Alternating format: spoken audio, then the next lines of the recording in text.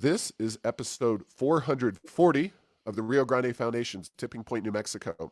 I'm Paul Gessing, president of the Rio Grande Foundation, New Mexico's free market think tank. You can find out more about the foundation at riograndefoundation.org. I'm very pleased to be joined this week by Representative Larry Scott. He is an oil man from southeast New Mexico who also represents the Hobbs general area in the legislature in Santa Fe.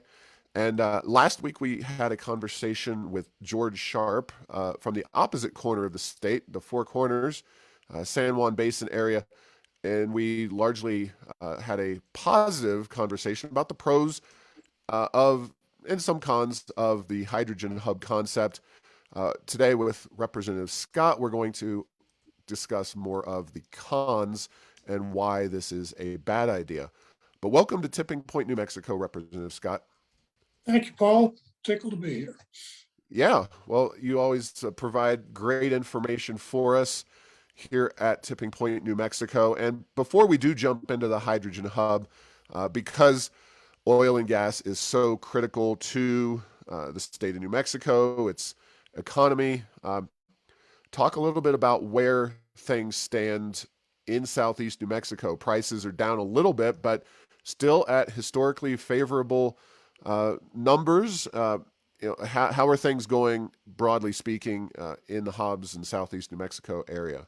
We're busy in southeast New Mexico. This, as you're well aware, this horizontal drilling technology, coupled with fracture stimulation of the long horizontal legs, is really proven to be a game changer.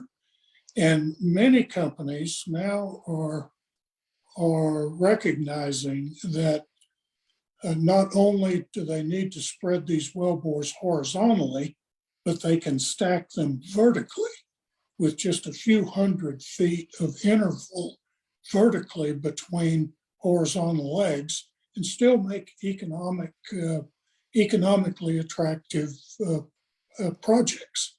So if you think about every square foot, for example, of the Permian Basin being potentially productive, not just horizontally, but stacked vertically over, say, a several thousand foot interval, you can imagine what the potential might be for many years going forward. And I believe that the budget projections today are telling us we've got about $2.4 billion of new money available that we weren't projecting just a year ago that's coming into state coffers as a consequence. Nice. Now, before we move on to the hydrogen specific issue, the federal government, and I posted up at errorsoфenchantment.com a chart from the Wall Street Journal, which shows that the Biden administration has really cut back on federal leasing for oil and gas in the lands that it has under its control. Obviously, you and I know that New Mexico is a big part of that equation when it comes to oil and gas production as a percentage of New Mexico's overall output. Have the effects of those policies limiting leases on federal lands, have they impacted business at all down in southeast New Mexico? Is that something that's going to take effect in a year, 5 years, 10 years? How do you see that process playing out? Thankfully, New Mexico has been a producing province for some 90 years now. A great deal of the most prospective acreage is already under lease, so doesn't require any federal action with respect to issuing new leases in order to allow those projects to go forward. A bigger challenge, I think, would be the regulatory environment. That is drilling permit approvals, pipeline rights of way, power line rights of way, all of that supporting infrastructure that is required to go with a new project. All right. Well, that's good to know, and it makes me feel better about the longer term future of New Mexico. Wherever prices may go, uh, we have enough leases, at least, that they're not going to completely shut things off. But regulations always loom large, and uh, we'll have those conversations long into the future. I am quite sure of it. But let's talk about this hydrogen hub concept. Of course, you have knowledge of the idea and what it entails from two angles, both from your legislative perspective and from the industry perspective. So, to the greatest extent possible, if we can, kind of not separate those into two buckets, but if you can clarify whether this is a bad idea from the economics and subsidy perspective, or from the New Mexico economy, there, because I would assume you would agree that while you may disagree with federal subsidy policies, they may impact New Mexico in a positive way with regard to things like a hydrogen hub. Would you agree to that basic concept? Yeah, characterizing me as the con argument with respect to hydrogen would be just a bit of a mischaracterization, Paul. Oh, okay. There's nothing technically challenging about creating hydrogen from either the electrolysis process or the blue hydrogen steam reformation process, which requires natural gas. From a technical standpoint, this is absolutely achievable. My problem, particularly with the legislation that was introduced in the last session, was with the economic viability of these processes without the continuing subsidization by either the state or the feds. And in the bill that was originally brought before us in last 30-day session, there was a $125 million upfront commitment to a hydrogen hub out in McKinley County, coupled with some ongoing annual commitments for 5 years going forward. The economics of taking natural gas, converting that to what's known as blue hydrogen, using that as boiler fuel in the Escalante power plant, those economics are just awful. What they amount to, and the time I did these calculations, was, for example, if we were burning natural gas directly as boiler fuel to create steam to generate electricity, you're buying natural gas at, say, $4 per 1,000 cubic feet. By the time you run that through the conversion process to generate hydrogen, sequester the CO2 that is a consequence of that conversion, the cost of that same fuel rises to about the equivalent of $16 per MCF. So you can imagine what that would do to the New Mexico consumer of electricity if that's what they're having to buy. Now,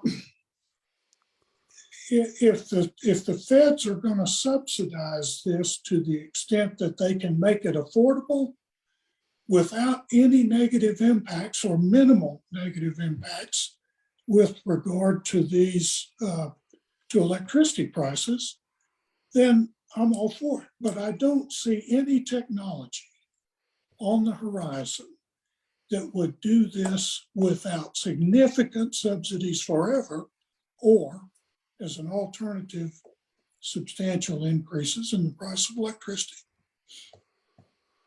So basically, what I'm getting out of that is that it's not that there are some subsidies on the margin that would be necessary to make hydrogen competitive in the current marketplace. It's that it would be so massive that it'd be really problematic and not worth doing. Is that the gist of that? I think that's a mostly accurate statement. I mean, there Okay. is more going into the cost of electricity than fuel costs. But to increase your fuel costs 4x over what they would be otherwise cannot do anything but exacerbate the problem of rising electricity costs. Right. Now, before we get too far down the path in this conversation, you are referring to blue hydrogen, as I understand it. What and blue hydrogen, by the way, is what Governor Lujan Grisham and kind of the proponents of this policy have in mind. Now, there are opponents on the opposite side who are not aligned with you, and I thought it was good to clarify that you're not necessarily opposed to the concept at large, but the environmental groups do not like the idea of hydrogen, specifically blue hydrogen. What they want to see is so-called green hydrogen. Uh, Contrast and compare blue and green hydrogen and what they mean, and how that might work in a subsidy context. Okay, blue hydrogen utilizes natural gas in a process that creates significant amounts of carbon dioxide as a byproduct. That carbon dioxide has to be sequestered. That is, it would need to be pumped underground for permanent storage. And this is the concept that the environmental community absolutely does not support. And that's why they stood against these proposals in the last legislative session. That technology, again, is absolutely available, but does create CO2 that will be with us in some form, either in the atmosphere or sequestered underground forever. Now, blue hydrogen that needs natural gas is only one process that can create this substance. Green hydrogen, on the other hand, utilizes electricity and water via electrolysis to separate the H2 from the O and create hydrogen from fresh water. There are a couple of issues with that. The top one being perhaps the lack of fresh water in New Mexico. I mean, that's a problem we're all well aware of. And the other issue is you get less energy out of the process than you have to put into it. Let's say what you get back in hydrogen is only about 80% of the electricity energy that you have to put into the process in order to create the hydrogen. And you can't make that up on volume. So that, again, is a situation that would be, there would be a requirement for some sort of subsidy forever to make that economically viable. Yeah, that's very, very interesting. So, what would hydrogen be used for, as you understand it, as the legislation in New Mexico, is written? What would it replace? The grid or power on the grid? Is it for transportation? Where does this hydrogen get used? It can be burned directly in boilers to create steam, to generate electricity in a manner very, very similar to the way natural gas combined cycle plants are being used today. It can also be used utilizing a technology called fuel cells, where hydrogen is used as the fuel to create electricity to run an electric motor, and these would have applications in transportation, automobiles, and long haul trucking. Okay.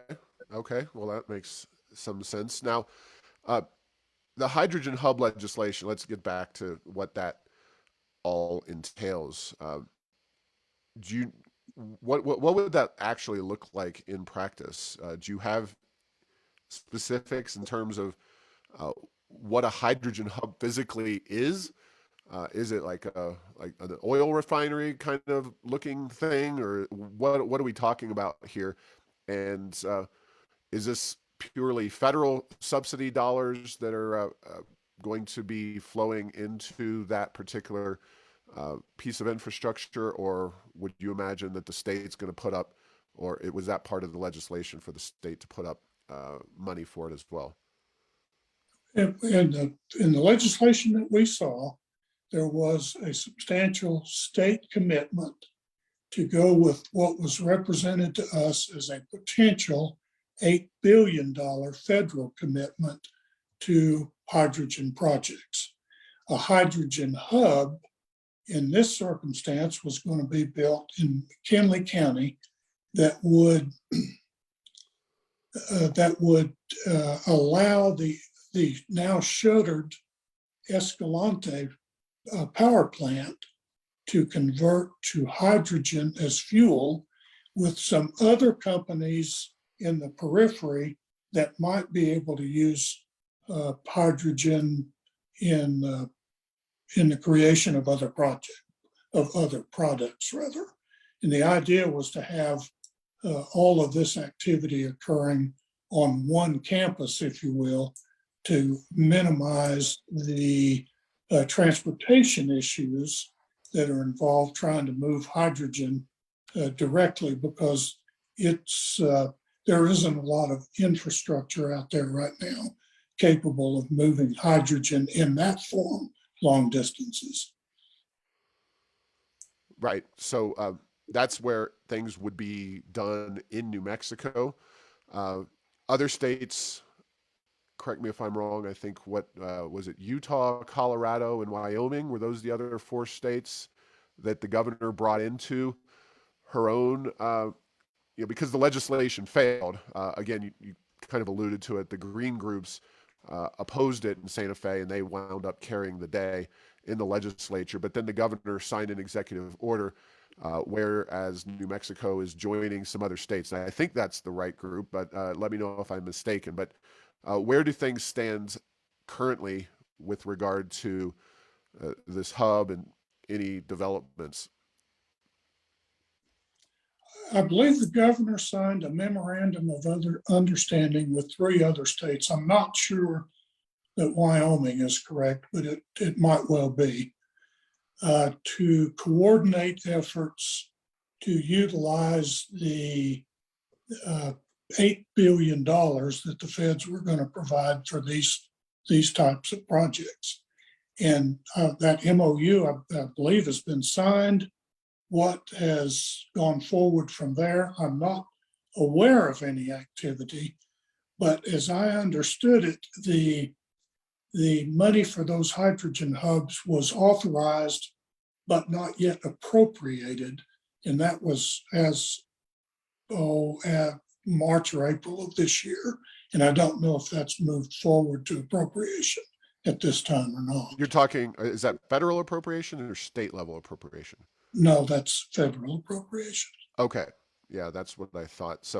Uh, so essentially, we don't really know at this point what the status is of the hydrogen hub as it pertains to New Mexico, because there's other states competing, or other consortiums of states competing. This is not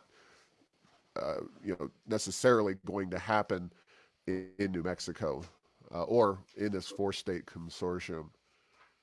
That I believe is a correct statement. There's going Okay. to be everywhere with suitable infrastructure already substantially in place.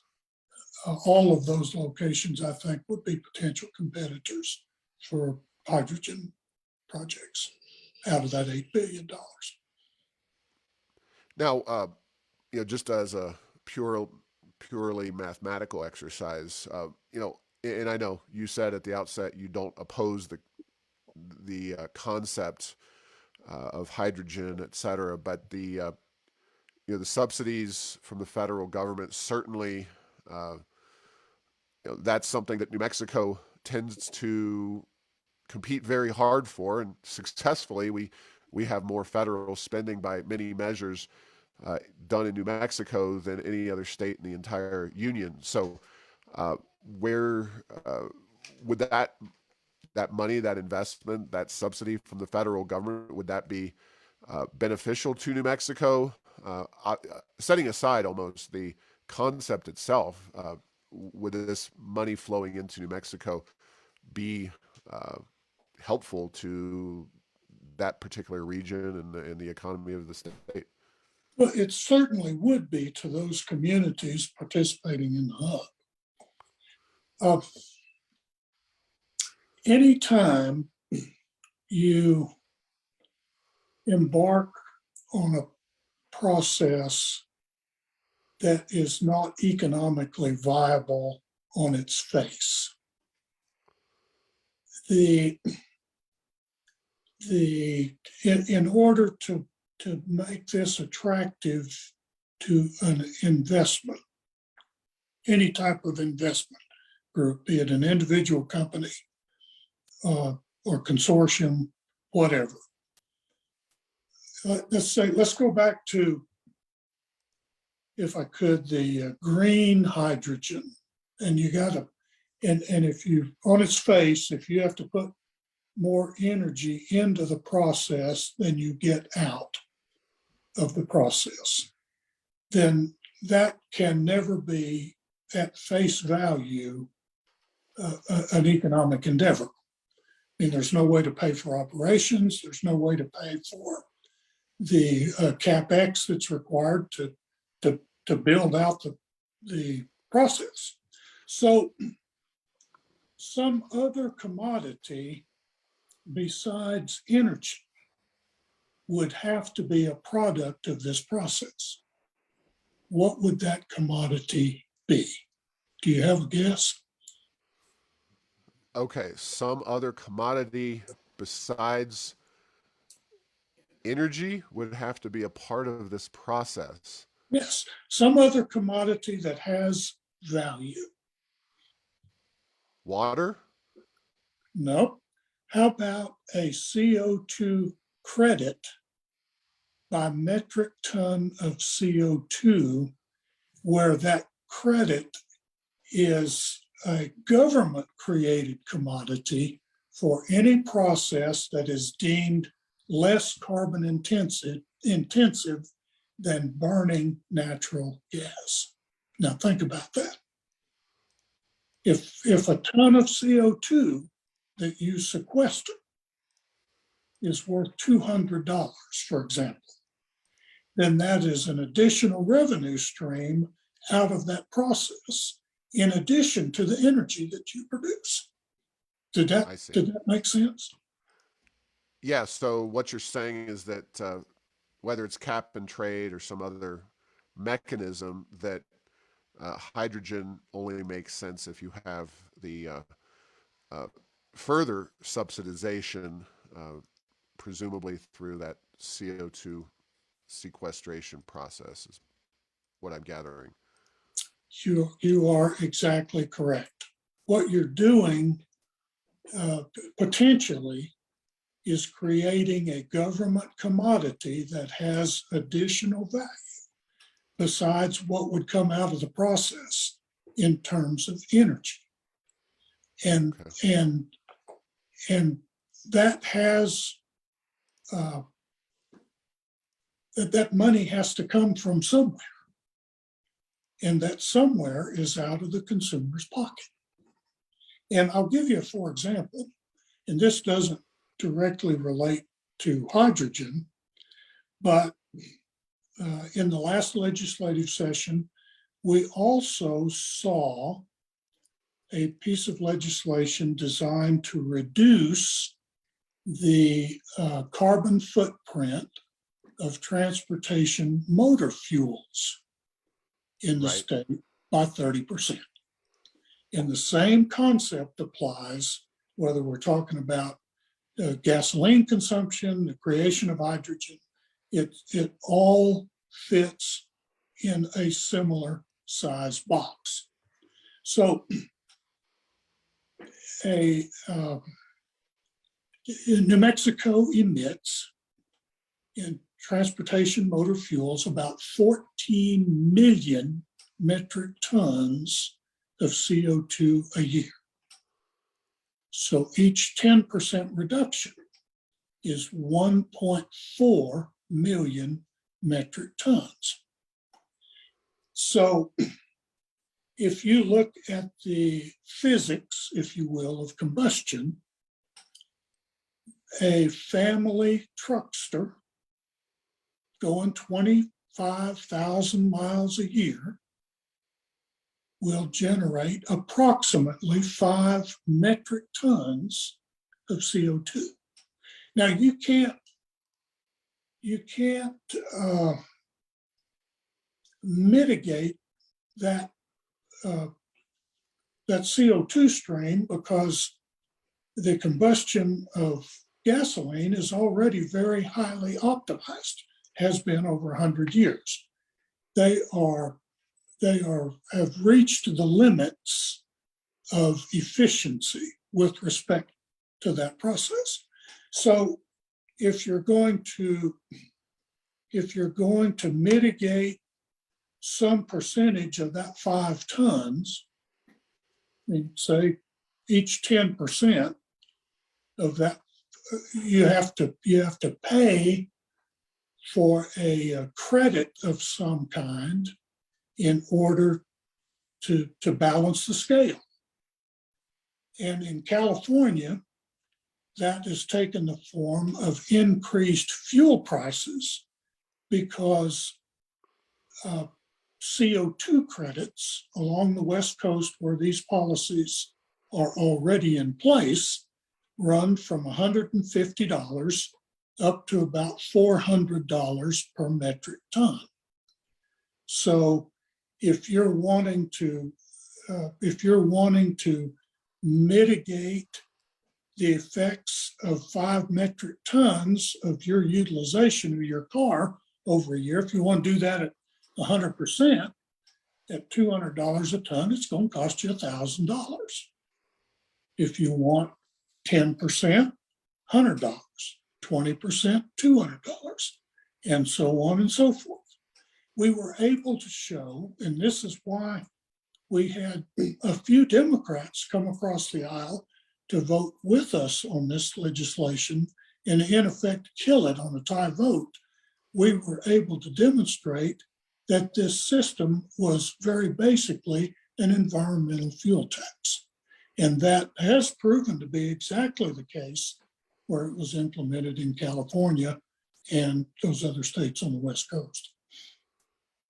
Got it. Well, that's certainly a bill that I remember well from the last few sessions. They called it the Clean Fuel Plan, and another massive subsidy. And I don't want to belittle the issue of subsidies at the federal level.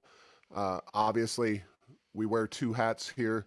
In your case, 3 hats, but here at the Rio Grande Foundation, we want good economic policy, and subsidies almost always are bad economic policy. We also want to bring New Mexico's economy up, and from a practicality standpoint, as a policymaker, I can understand the desire of policymakers, the governor, legislators, whoever, to try to maximize the amount of federal dollars that they do bring into the state. But that doesn't necessarily mean it's good policy. So I just want to clarify that for the listeners as we move on. Now, uh, what are there other options to making energy cleaner that that maybe aren't going to require hydrogen hub level subsidies? Obviously, nuclear is one that a lot of people think could work. Maybe further cleaning up natural gas production and capturing the carbon that's emitted out of a clean natural gas plant. Other options that I may not be talking about or seeing. What are your thoughts on that? I know we're assuming that we've got to do something about CO2 emissions, but certainly uh, Michelle Lujan Grisham and the Democrats and the environmental groups, that's the entire impetus here. What are your thoughts on that? Well, first, Paul, subsidies can take many forms.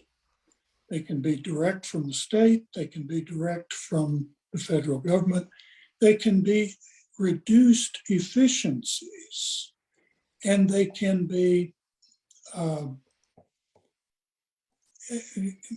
mean, the last uh, place that all of these land in any circumstance where you're reducing the efficiencies of the least expensive method, it always lands in the consumer pocket. It can be carbon credits, it could be the fact that ethanol laced gasoline doesn't contain as much energy, which means reduced efficiencies. It can be direct subsidies. It always lands in the pocket of the consumer. I saw in the Wall Street Journal this morning that China, for example, and this is just one example, was in the process of adding, and this is either in construction now or on the planning boards and approved from a regulatory standpoint, 100 gigawatts of coal-fired electricity production. So a megawatt of electricity in a conventional coal-fired plant will generate about a metric ton of CO2.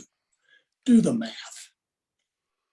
Anything New Mexico can do, if we take our state back to the Stone Age, relying on donkey carts for transportation and cow manure for fuel.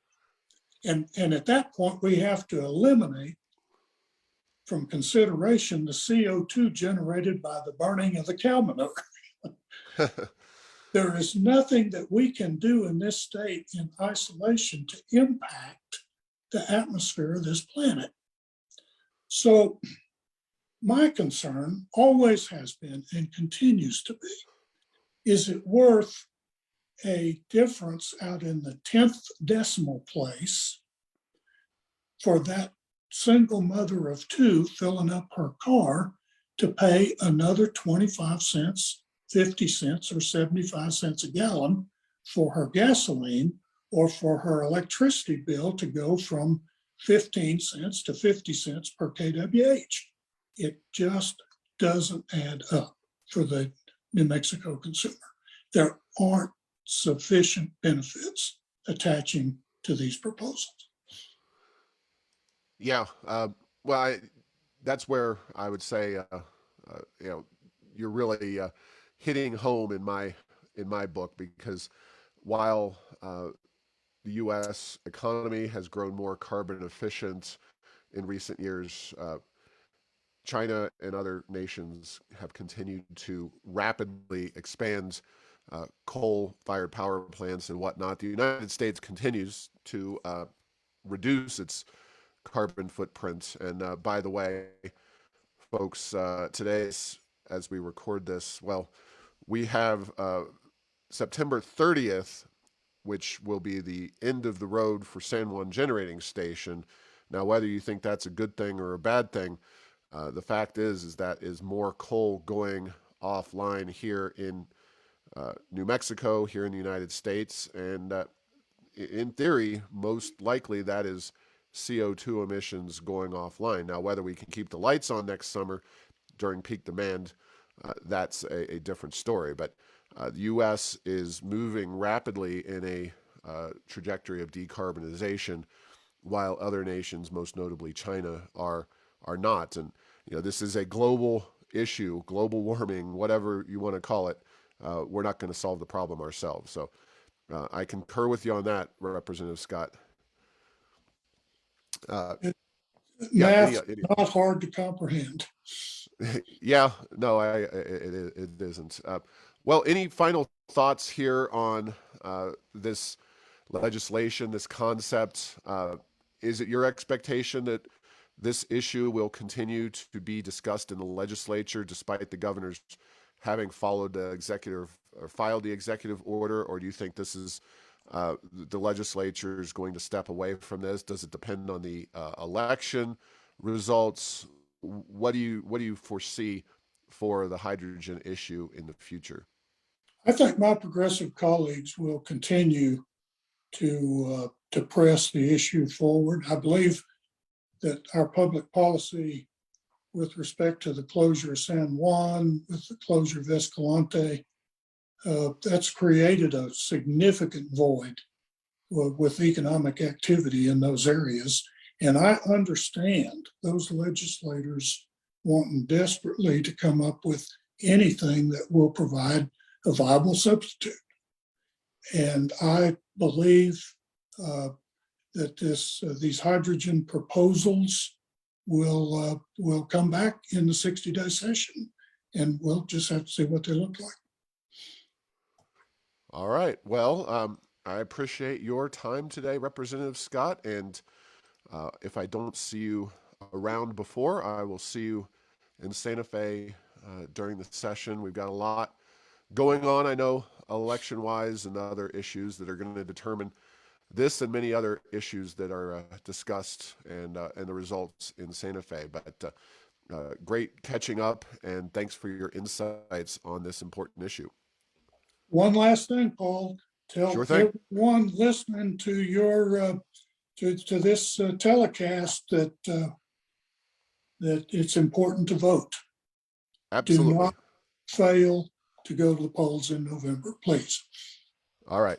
Thank you very much. And with that, thanks for listening to this week's episode. Find all episodes at tippingpointnm.com or at the Rio Grande Foundation's YouTube channel. Subscribe to the show at Apple, Stitcher, or have your Google Home play Tipping Point New Mexico.